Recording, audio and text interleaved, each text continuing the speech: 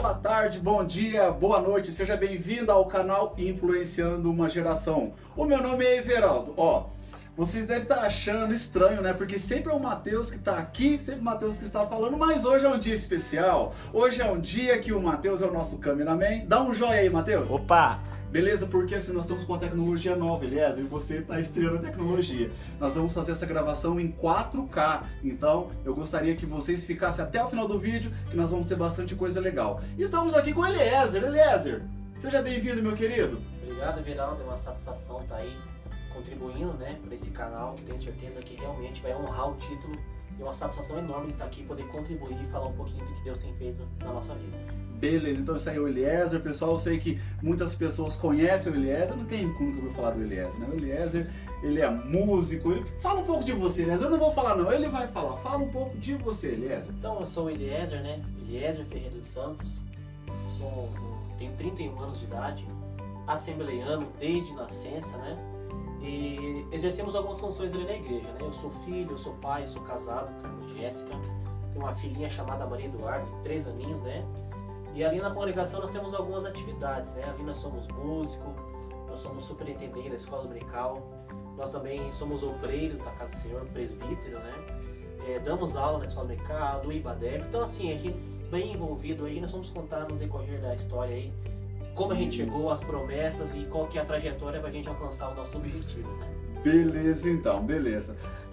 Então, assim, o nosso motivo aqui, Eliezer, é que você está sendo a primeira pessoa, porque nós fizemos aquele podcast, o piloto, que era eu e o Matheus, nós comentamos aqui sobre o nosso testemunho, sobre o que Deus fez na nossa vida, E vendo um jovem da igreja, estruturado, já que tem uma família bacana, tem esposa, tem filhos, tem uma posição assim, como que eu posso dizer? Todas as pessoas que chegam na igreja notam que tem uma diferença, porque você é músico, você é líder do campo da família, você é líder da escola dominical, você quase é líder de quase todas as coisas da igreja lá. Então, isso gera pra gente aqui, pros jovens, como que eu posso dizer?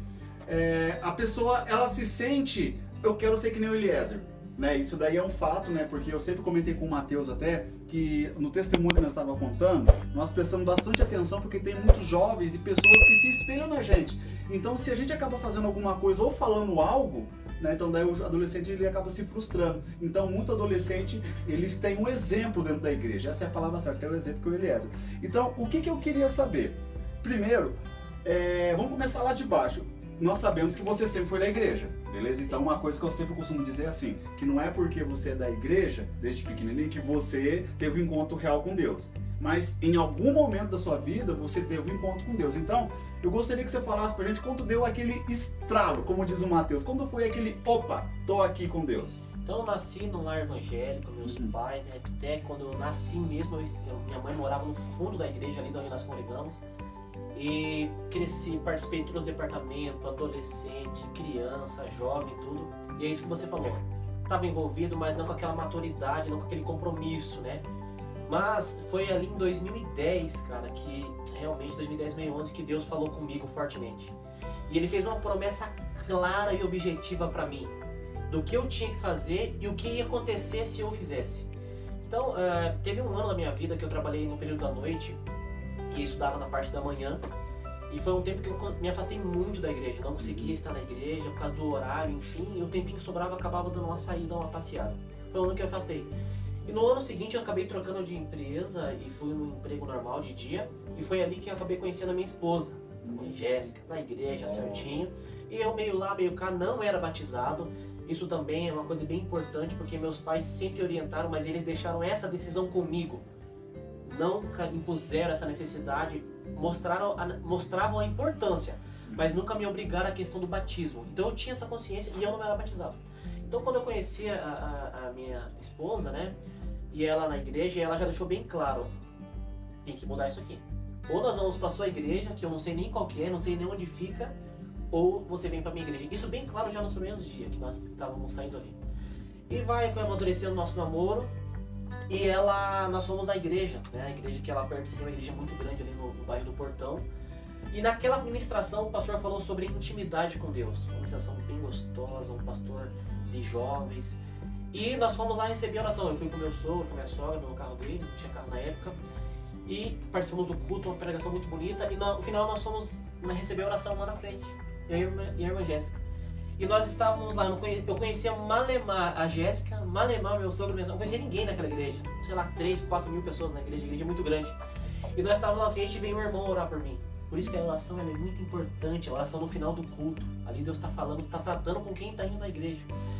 E aquele irmão veio e colocou a mão na minha cabeça e falou bem claro: filho, ouviste a mensagem de hoje sobre intimidade? Para você ter essa intimidade comigo, era Deus falando. Para você ter essa intimidade comigo, você precisa tomar uma decisão. E qual que era a decisão? De se batizar. Porque a vida inteira, será que eu me batizo? Será que é hora? Veja bem, né? E ele falou, se você tomar a decisão, e qual que era a decisão? Na hora eu já sabia que decisão que era batizar. Se você tomar essa decisão, eu não tenho bênção para você.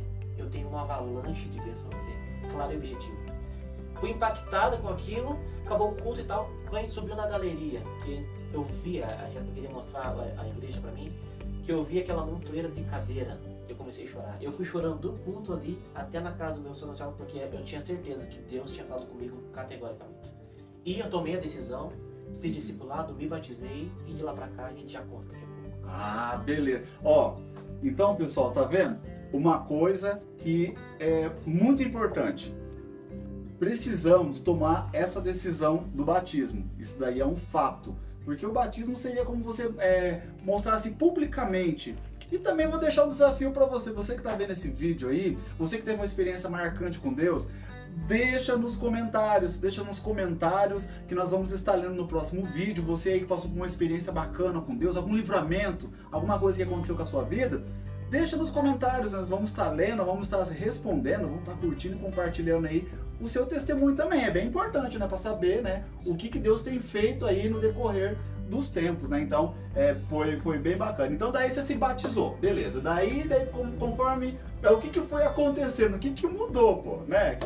Eu lembro, foi uma experiência, assim, uma pressa da parte de Deus, eu posso dizer assim, posso ousar dizer isso, que as coisas foram acontecendo de uma maneira tão legal, que, tem noção, eu sinto o cheiro, eu lembro do cheiro do taco da igreja, que era taco na época, das coisas acontecendo. Então, vamos lá, eu comecei a fazer o discipulado, e o pastor é o pastor até hoje, que é da nossa igreja, o pastor Moisés. E foi um envolvimento, ele tem uma visão que nós não temos, ele tem uma visão lá na frente. E quando ele coloca alguma coisa pra gente fazer, a gente acha que a gente é incapaz, mas ele já tá vendo o desenvolvimento lá na frente. Então foi um envolvimento de vários setores na igreja. Então eu comecei a fazer o discipulado, logo, né, depois também comecei a me envolver pela música, né, o Nilson Rangel, meu abraço pro Nilson, pra toda a família Rangel. Que foi um cara que ia na minha casa, que não desistiu, que eu não tinha dinheiro para comprar instrumento, mas foi um cara que me emprestou o instrumento, ia na nossa casa. Então a música me ajudou. E assim, eu comecei a me envolver de uma maneira legal com a Bíblia. Eu lembro que eu chegava no serviço e eu lia muito a Bíblia, eu anotava e saía. E eu conversava com a minha mãe, eu sabia, porque Josué, e ela assim, meu filho. Então assim, as coisas foram acontecendo, e eu fui me envolvendo também nos departamentos. Na época eu lembro, eu entrei no departamento dos jovens, eu fui secretário dos jovens, e depois eu tive a oportunidade de ser o segundo líder dos jovens, depois eu tive a oportunidade de ser o primeiro líder dos jovens, depois eu tive a oportunidade de ser também a parte do evento dos jovens do nível campo, depois eu fui ser obreiro, depois cooperador, depois veio amadurecendo o ministério, o pastor me colocou como superintendente da escola dominical, professor, depois nós viemos a ser diácono, e esse ano passado agora nós viemos a ser presbítero. E Deus tem feito muita coisa, né? A última oportunidade que nós tivemos em ministerial foi assumir o departamento da família nível campo, eu e minha esposa.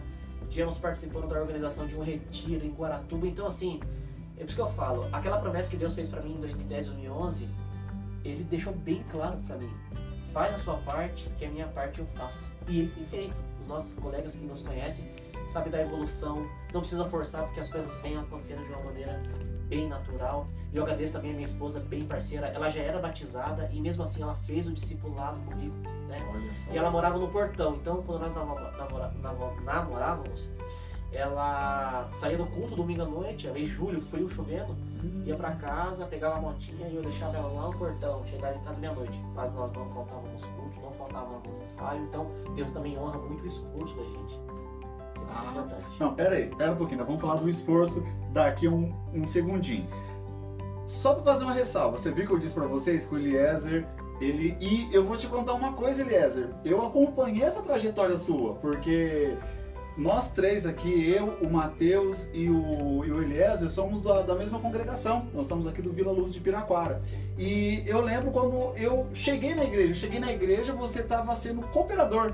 Bem na época, assim, naquela transição de membro para cooperador. E eu ficava no meu cantinho ali, né? Nessa época, eu acho que você tinha acabado de sair da liderança dos jovens. Passou da liderança dos jovens, passou para outra equipe que ia ser os líderes dos jovens. Só que eu também não me envolvia. Eu estava na igreja ali, eu sentava no meu canto lá no fundo, ficava lá tranquilo, ficava prestando atenção no culto, né? Eu falava, bom, tô aqui, é interessante vir aqui. Também não tinha aquele envolvimento, mas hoje nós estamos falando de você. Então, assim, agora, eu gostaria que você entregasse aquela chave o que levou, como que você conseguiu chegar onde você está. Primeiro estamos falando agora, pessoal, peraí, eu vou deixar bem claro, sobre questão ministerial, tá? Estamos falando do ministério, ele vai passar pra gente a chave do ministério e essa chave com certeza vai falar da vila profissional também, que nós já vamos entrar na parte profissional. Eu sei que o pessoal está querendo saber, né? Então nós já vamos chegar na parte profissional. Mas na ministerial, qual que é aquela palavra-chave para você chegar de membro e chegar até onde você chegou hoje, que você aí é o líder do departamento da família, nível campo de Piraquara? Existe duas coisas, eu sempre observo. Existe aquilo que você nasce com você e aquilo que você pode aprimorar.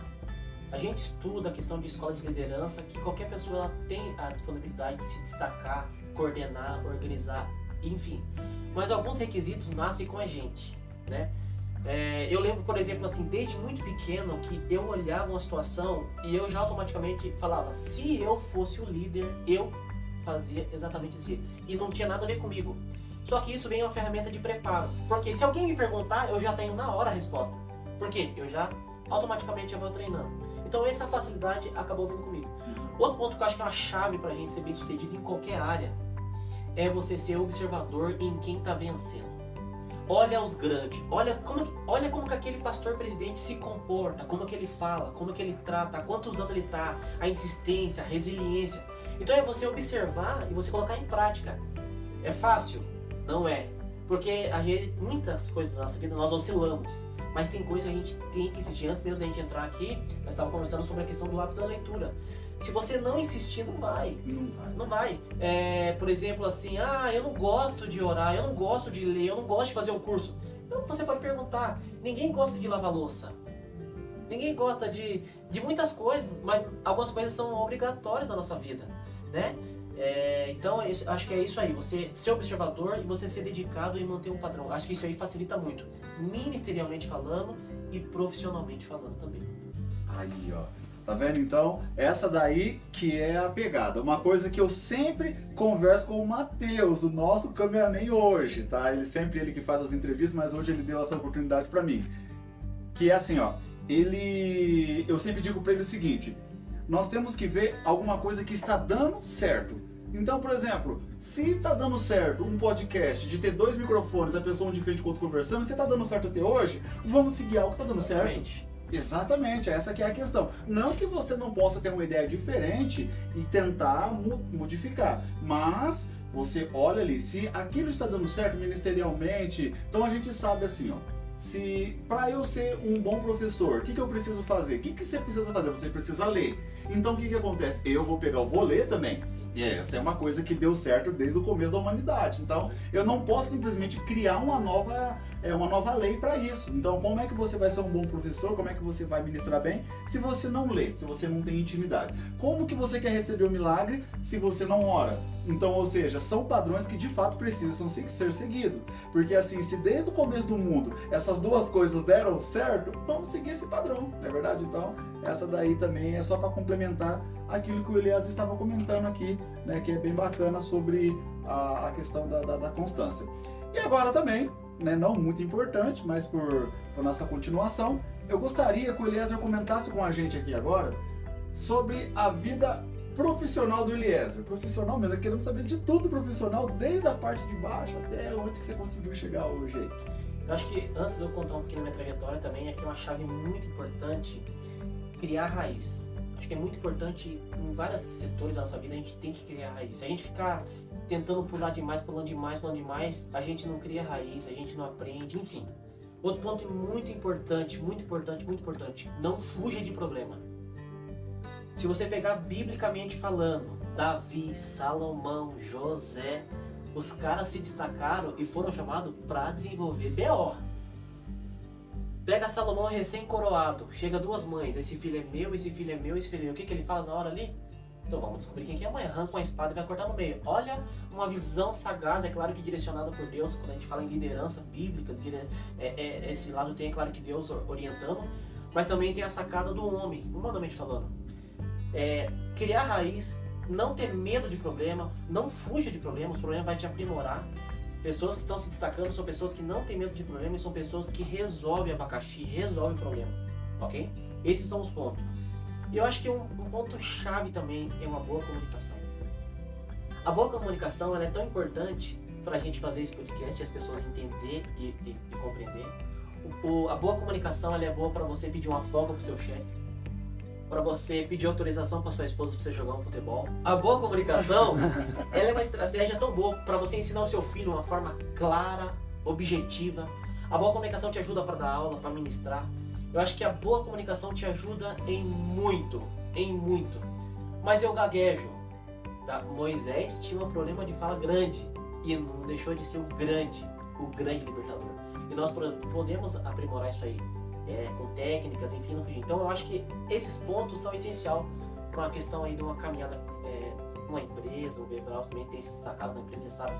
E a comunicação ela te coloca num ponto lá na frente, né? Não tem medo de público, enfim, isso tudo dá para desenvolver.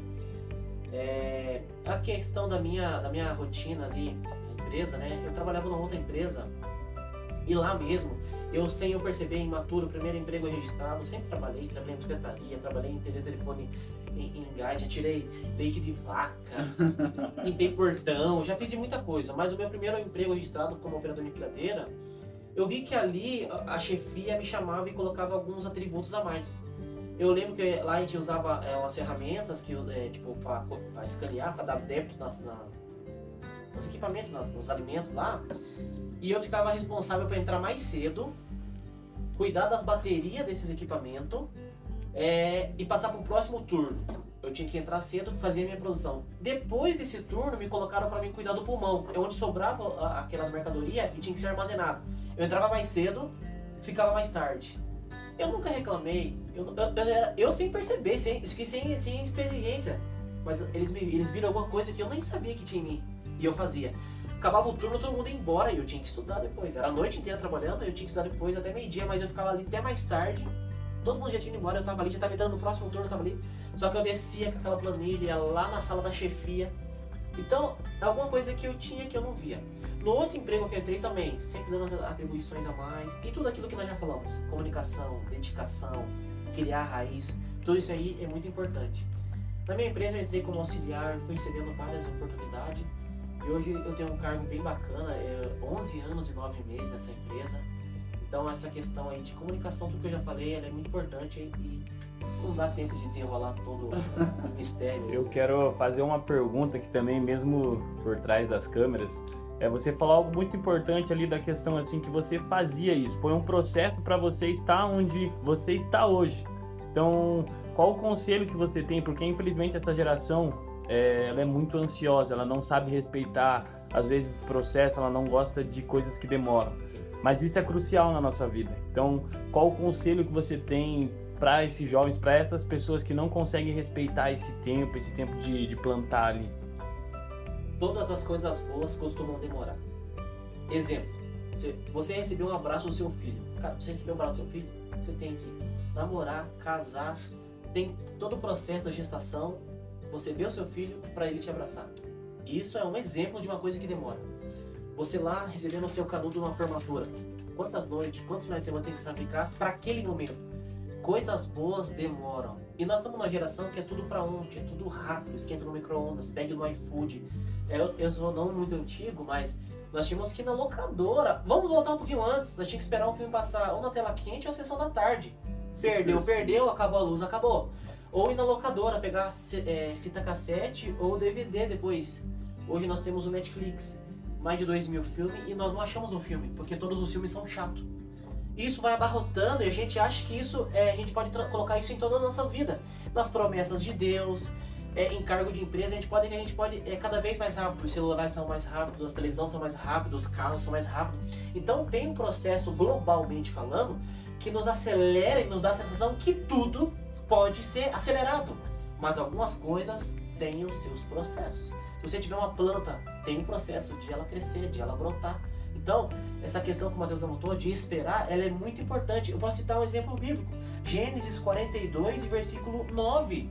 Quando José já estava no trono, José já era governador, os seus irmãos vão pedir alimento para ele, e o texto vai dizer que José se lembrou dos sonhos que tivera a respeito deles muitos anos antes. Ele está vivendo o bacana agora, mas esse menino pedalou. Quando nós não esperamos a promessa de Deus, nós não somos governadores. Quando nós tentamos dar um jeitinho, quando nós tentamos cortar caminho, nós perdemos aquilo que é perfeito. Porque a vontade de Deus é o quê? Boa, perfeita e agradável. Só que demora você ser o Moisés libertador.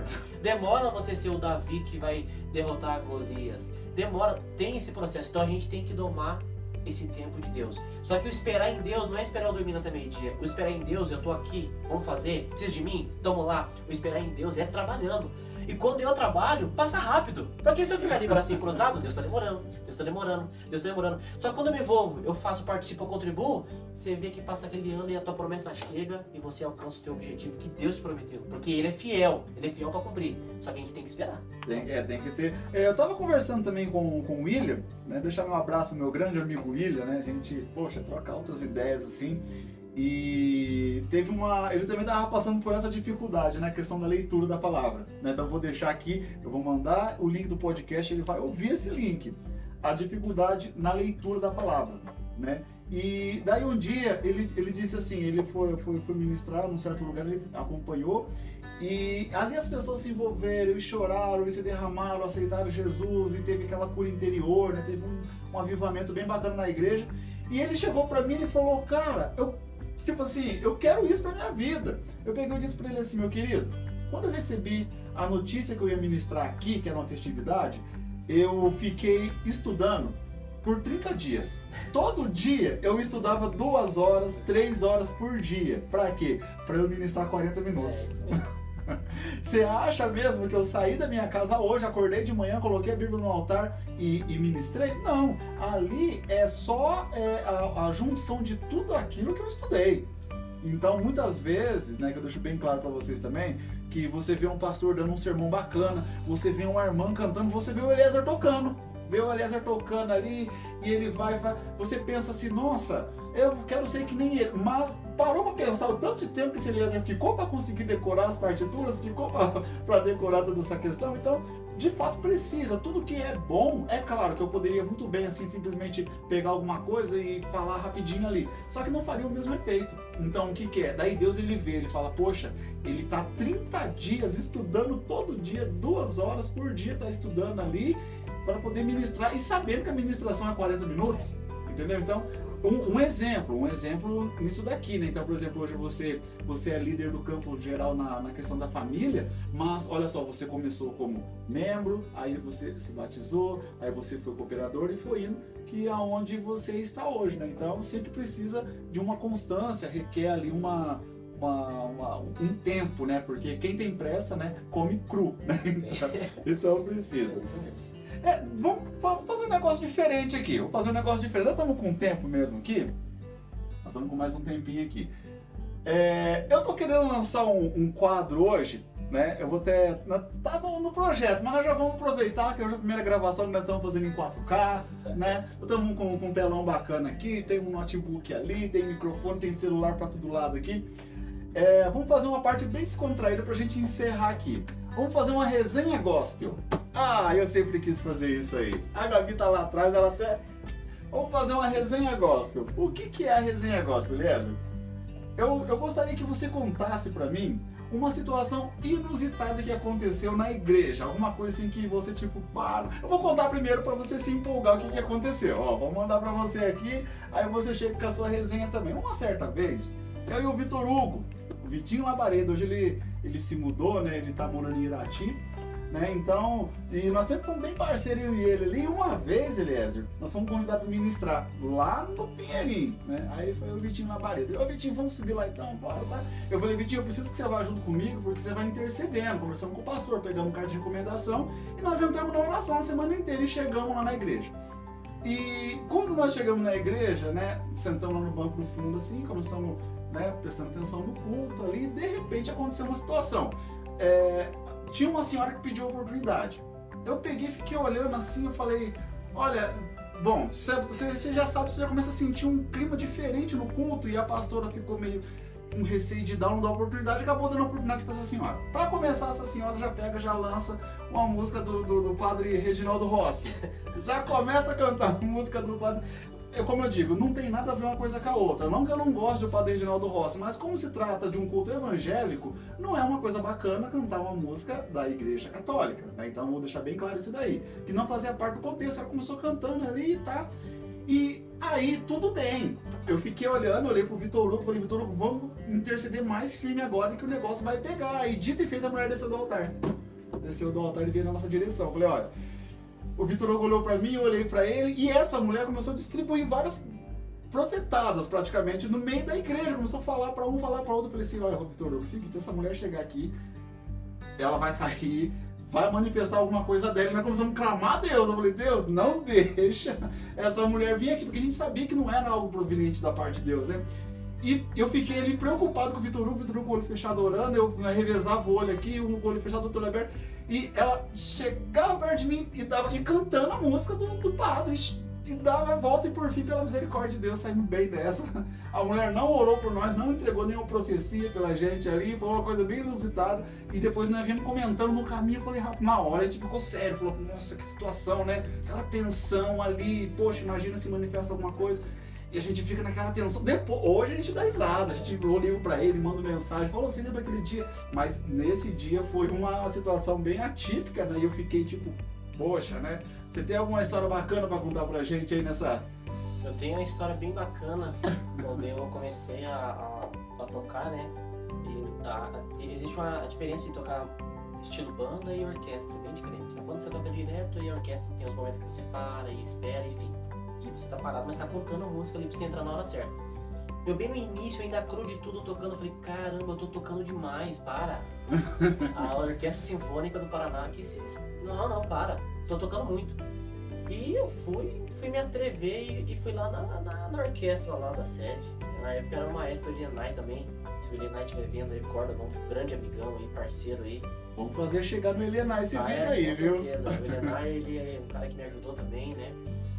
Deu uma oportunidade na orquestra da sede, e o Nilson ali, obviamente, sempre me incentivando também. Mas eu cheguei lá e falei, não, bora, eu toco. Tô tocando já uns 2 hinos, fui lá. Cheguei lá, mas tô até hoje tentando tocar a partitura, não tô conseguindo. Porque você vê que eu achei que era fácil e eu acabei errando pulo. Outra situação também de música, eu também com o Elienay, tava aprendendo música, a Jéssica tava aprendendo música lá, era nos sábados à tarde, lá no Tempo Sede, ainda lá na salinha antiga que tinha antes, tem as salas agora lá. E também de tardezinha, e o Elienay tava dando aula no sentido de prática com teórica. E era um dia que ele ia apresentar as escalas do trompete, na época eu tocava trompete, hoje eu toco trombone. E tinha um menino que tinha um trompete, daí falou assim, o Eliezer tá aqui, o Eliezer vai fazer a escala aqui pra nós, você pode fazer, né? Eu falei, mas é claro, quem que não sabe fazer a escala? Eu fui fazer a escala, não saía uma nota, não sei o que aconteceu. Não saía. E eu na frente da classe, e o William, não, o Eliezer já tá aqui com a gente, tá aqui por causa da esposa dele e tal. Gente, tô até hoje tentando fazer a nota. Então são situações, eu até depois eu fiquei analisando pra Deus falar assim, cara, calma que você não é tudo isso. Deus faz a gente passar algumas vergonhas pra gente, calma, vamos mudar basta. Vamos ser, porque você é bem menos. Você não tá contando essa bola, não. E Deus faz a gente passar uma carona. Então hoje eu trago você aí, vou pregar, vou ministrar, eu sempre vou na moralzinha, na humilde. Deus, eu quero estar bem na humilde pra mim não passar vergonha. Eu quero ser o que eu sou. Eu vou até onde eu tiver que ir, mas eu não quero extrapolar se aquilo, mostrar aquilo que eu não sou. Isso é muito, muito perigoso. Então, tem mais pra exemplar aí na vida cristã, né? Mas essas são algumas aí. Algumas das pequenas. E uma coisa que eu sempre falo, esse tempo foi em novembro do ano passado, né? Nós fomos para São Jerônimo da Serra, daí nós fomos para Londrina, né? O pastor deu a carta de recomendação, né? Passamos em Uraí também.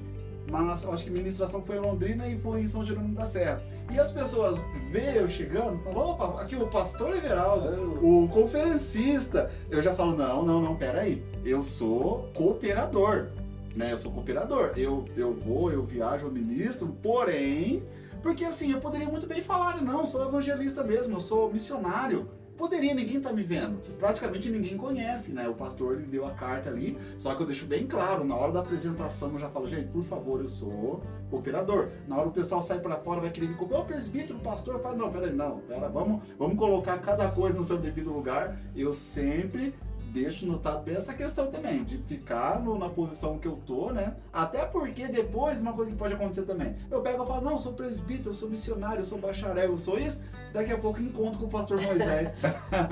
Você é irmão do Everaldo? Você é irmão!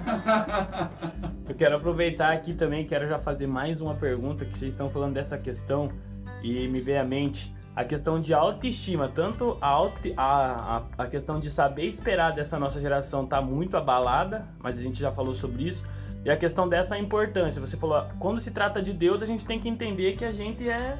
Sim.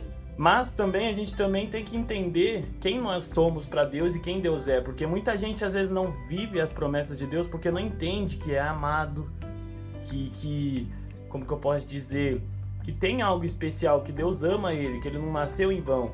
Então assim, qual também que é a sua visão para isso e o conselho que você tem para ajudar nesse processo? Porque com certeza foi muito importante para você entender o que Deus tinha para você, senão você não teria aceitado o convite dele, né? Sim, exatamente. Eu acho que tem várias coisas que tá falando nisso aí, mas eu acho que no sentido, é uma coisa que eu faço bastante, é uma autorreflexão, diariamente.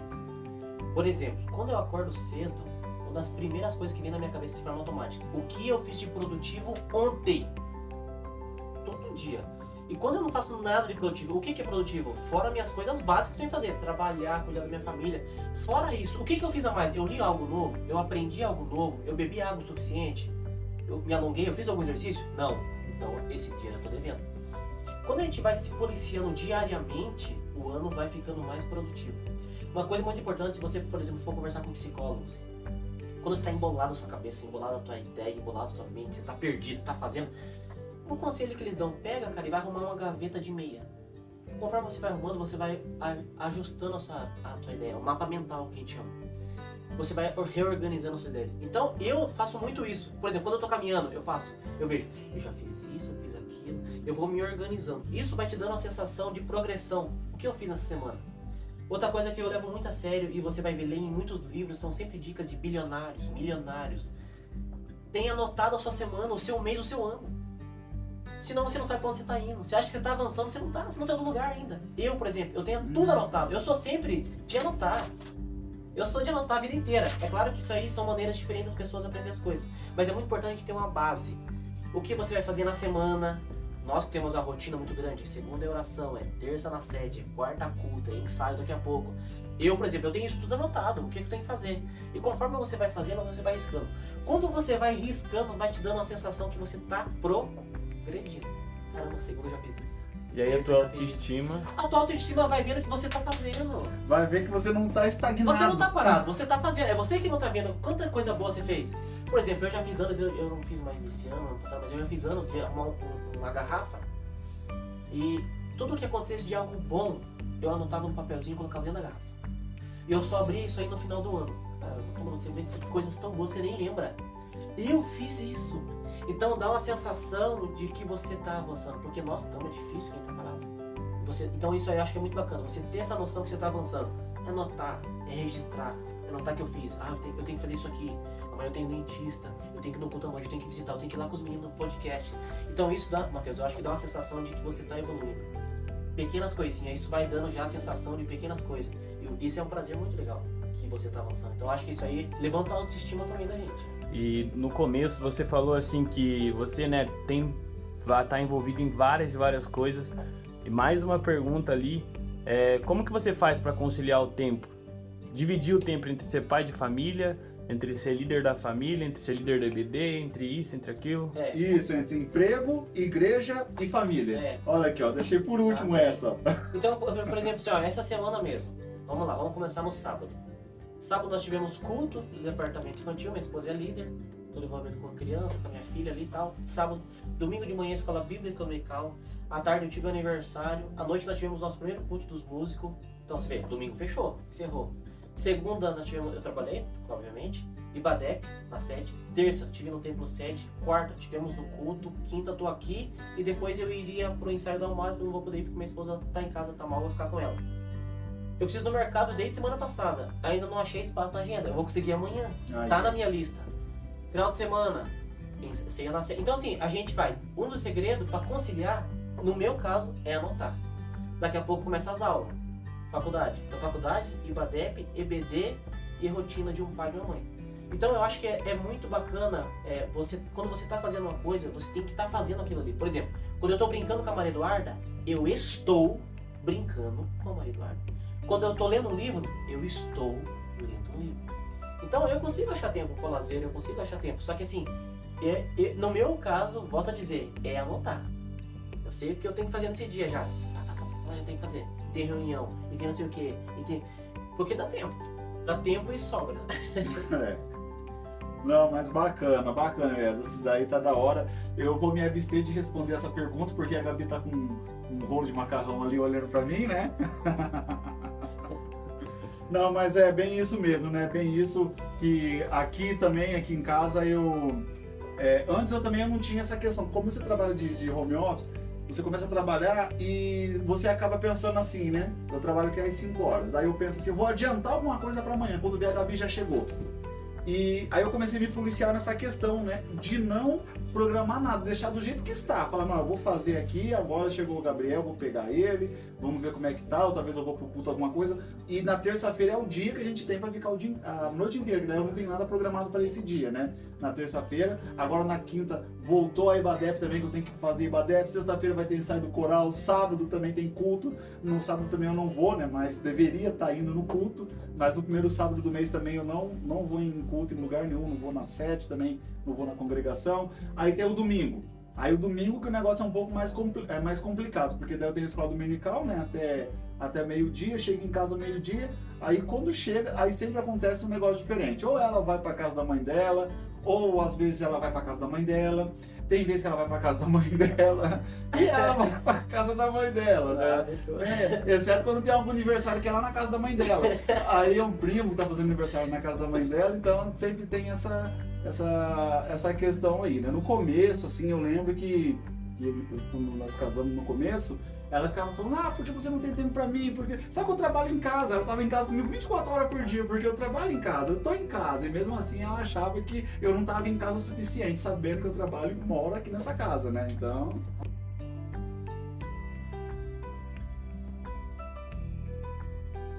As coisas que eu faço, por exemplo, eu sou de não perder tempo. Isso eu aprendi com a professora Ana Cristina de Física. Eu levava uma vida de brincadeira no colégio, porque quem me conhece, eu sou um cara muito sério. Não, brincadeira. E eu acabei reprovando 2 anos da minha vida, jogado no lixo.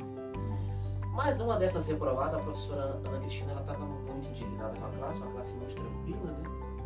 E ela falou assim, eu não sei como que vocês perdem tempo. E eu fiquei prestando atenção, perder tempo com vocês. Vocês perdem 1 ano da vida de vocês, porque ano que vem vocês têm que repetir tudo. Isso foi um choque pra mim. Eu falei, caramba, é verdade. E essa frase dela mudou minha vida. De lá pra cá, nunca mais eu não gosto de perder um dia, 1 hora. Por isso que eu falei que eu faço uma reflexão. O que eu fiz ontem de produtivo? Não só existir e viver. O que eu vi de produtivo ontem? O que eu fiz? Eu li algo novo, eu aprendi, eu forcei um pouco mais, eu vi algum questionário, eu vi uma coisa, sabe? Então assim, isso foi uma frase que ela me falou e aquilo marcou pra mim. De lá pra cá, eu tento arrancar tempo. Então, por exemplo, na minha casa. Eu chego na minha casa, eu abri a porta da minha casa, eu vou diretamente na cozinha, coloco água na chaleira e deixo a chaleira aquecendo. E vou fazer tudo o resto. Porque eu gosto muito de fazer os afazeres da minha casa. A gente divide, porque minha esposa também tem uma rotina, a gente tem a pequena, então eu também ajudo a lavar roupa, eu faço comida, limpo a casa sem problema nenhum. E eu até gosto de fazer, porque isso eu acho que me ajuda ali pra mim. Sei lá, eu gosto, enfim, não é peso pra mim, é tranquilo. Então, fiz um cafezinho ali, ao invés da Jéssica tá fazendo alguma coisa com a Maria, eu já vou lá rapidamente e já coloco a máquina pra bater. Então, isso também, a organização no seu dia, faz o seu dia ficar longo. Porque, eu tenho um monte de coisa pra fazer, mas ele tá no Zap ali, cara, vendo uma série. Vai fazer o que você tem que fazer. Faz o que tem que fazer e depois vai sobrar tempo pra você fazer aquilo que é gostoso. E é claro, no meio dessa rotina maluca que nós estamos falando, eu vou até assustar o pessoal que não tem essa rotina na da igreja, fala, Deus me livre, quero nem saber negócio de igreja. Mas nós tiramos período de lazer com a nossa família e isso é muito importante. Tem pessoas que elas exageram e aí dá problema. Vamos lá. Não tiram tempo com a esposa, não tiram tempo com o filho, não tiram tempo para ir no shopping, para passear. É B.O. também, porque Deus quer que você cuide da sua família, é muito importante. Então tem que ter esse momento, tem que ter um momento de férias, tem que ter um momento. Vou dar um pulo na praia, pastor, esse final de semana é com a minha família, ó, hoje eu não vou. Hoje... Isso é muito importante para oxigenar o relacionamento. Você que tem filho pequeno, a Gabi tá ali, sabe quanta demanda um filho toma, a gente suga muito, muito. Então esse momento a sós, esse momento, ele é muito importante também. E Deus se agrada, Deus gosta também que a gente venha cuidar dos nossos, né? Mas é importante descansar e etc e tal. Por exemplo, agora mesmo que é férias de faculdade, eu assisto bastante filmes, série, fico lá sem fazer nada, porque o homem também, né? O homem ele fica às vezes olhando do nada, né? O que você está fazendo? Nada. O que você está pensando? Nada. E é verdade, meu, a gente fica morto ali, do nada. Então, na caixinha do nada, né? Eu, por exemplo, eu gosto de acordar bem cedo mesmo. Eu gosto de acordar cedo, eu gosto de ler cedo. Cedo pra mim é uma hora que minha cabeça tá bem fresca. E às vezes, domingo de manhã, escola dominical, eu acordo às vezes bem cedo, eu faço o meu café, o cafezinho tá pronto, e às vezes eu fico sentado lá na cozinha assim, ó, vegetando, sem fazer nada. Só que isso pra mim faz bem pra minha cabeça, porque daqui a pouco o negócio vai pegar vai estralar, a Maria vai acordar e o bicho vai pegar. Então, são todas as maneiras assim, que a gente usa pra gente não fritar, porque uma demanda forte, a cabeça da gente tem que estar bem sadia. Quando a gente machuca um braço, perde uma perna, perde um braço, o corpo se adapta. Não consegue viver sem. Agora, quando nós perdemos a cabeça, o corpo padece. Perdeu a cabeça, ficou perdido das suas ideias, todo o seu corpo perfeito padece. Então, a doença do século é a depressão, é a cabeça complicada, enfim, isso aí é bem complexo, né? É um outro assunto. Mas a gente tratar bem das nossas ideias, da nossa cabeça, reciclar, meditar, pensar, ver que a gente está evoluindo, cara, você pode ter milhões de coisas pra você fazer. Pega esses caras, esses caras bilionários, trilionários, a gente acha que esses caras não fazem nada. Eles fazem e fazem muito. Eles têm uma equipe, uma coisa muito grande, pega os diretores lá da Vivo lá. Os caras são abarrotados. Agenda, tem espaço? Não tem espaço na minha agenda. Como assim? Você é rico, você precisa trabalhar? Cara, os caras trabalham muito. Então é o quê? Organização, e os caras não fritam. Os caras estão sempre avançando, porque tem um controle na cabeça, isso é muito importante. Exatamente. Então, pessoal, esse daqui então foi o Eliezer. Meu Deus, deu trabalho para trazer o homem, E então, de semana em semana, nós vamos estar trazendo mais pessoas para estar falando sobre a vida, sobre a correria do dia a dia, passar uma visão de vida. Para nós foi uma satisfação muito grande, Eliezer. De verdade. Uma coisa que eu digo para você que está assistindo aqui esse vídeo no canal, dessa vez eu prometo, eu vou deixar no link da descrição, tá? Eu vou deixar o Spotify para você ouvir no Spotify. Você vai conseguir ver no iTunes também, se você tem um iPhone. E a Amazon também, ela está aceitando o nosso podcast. Nós conseguimos entrar na Amazon, então se você tem algum desses aplicativos, nós vamos deixar o link embaixo. Por quê? Tem alguma situação que você está indo para o serviço, está vindo do serviço, quer escutar uma palavra bacana? Coloca e ouve então aqui os nossos conselhos do Eliezer, tá? Que esse menino aqui, ele sabe o que ele está falando, hein? Então, tá aí, Eliezer, quer deixar uma ressalva? Eu quero ler um versículo bíblico pra gente encerrar com chave de ouro, né? Porque tudo que nós falamos aqui, de estratégias, aquilo, se Deus não permitir, a gente não faz nada. Se Deus não permitir, eu não chego nem lá na minha casa. Se Deus não permitisse, eu não tinha chegado nem aqui. Se Deus não permitisse, esse canal não existiria. Então, nós temos essa consciência da permissão de Deus, né? Da vontade de Deus. Então, a gente faz nosso plano. E a Bíblia também vai dizer, nós fazemos plano, mas a resposta final, ela vem de Deus. Eu quero deixar um versículo aqui em Eclesiastes, capítulo 9, e o versículo 12, que vai dizer assim, a minha Bíblia é na linguagem de hoje. Ela diz assim, ó: ninguém é capaz de prever quando virão os tempos difíceis. Como o peixe na rede ou pássaro na armadilha, as pessoas caem em desgraças de modo repentino.